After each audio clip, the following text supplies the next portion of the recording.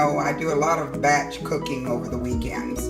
I usually don't like to cook during the week. I'm a teacher. Sometimes I get home pretty late, and then there are lots of papers to grade.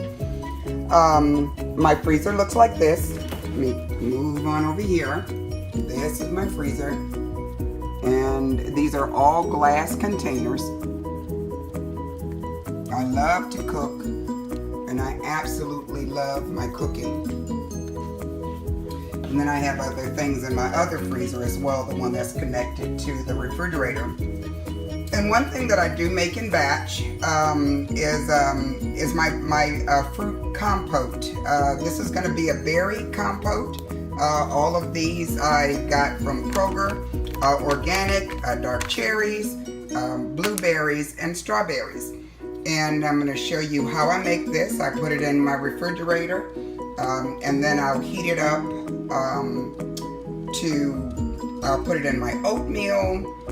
If I'm not in the middle of a weight loss challenge, which I do like 10 days on and 4 days off in my private weight loss group, the days that I'm off, if I have plant-based pancakes, I'll pour this on top of them. And it's just good with a number of different things. And sometimes I like the compote just like it is. And other times I'll make a chia pudding with it. So this is just wonderful to have on hand. Let me show you how I make it. All right, this is probably the easiest recipe you will ever see, easiest dish. I actually got an extra bag of blueberries. So I have a bag of strawberries, a bag of dark sweet cherries, and two bags of blueberries. I am out of mixed berries, otherwise I would have a bag of mixed berries in there as well with the blackberries and raspberries in them. I put them in the pot, I stir them around, I pour a third of a cup of water, not much water at all, just enough to stop it from sticking at the beginning. This is about how high my fire is underneath there, so it's like a medium type low. And then I'm going to cover this, stirring it maybe every 5 minutes to start, but then the juice will begin, and then I'll probably stir it every 7 or 8 minutes. So I'll be back in a minute. Alright, it's been on the fire for about maybe 7 or 8 minutes. I want you to notice it's forming its own little juice down there. I only put a third of a cup of water, but because these were frozen, it will provide enough liquid, especially after they have finished doing what they need to do. Eventually, I'm going to break these big old strawberries in half as well. So I'm just going to let it do its little cooking for a little bit longer. And got one more little step that I'm going to show you. Then we'll have some compote. Okay, I took a heaping cup of the mixture and I put it in my Vitamix. I put the top on.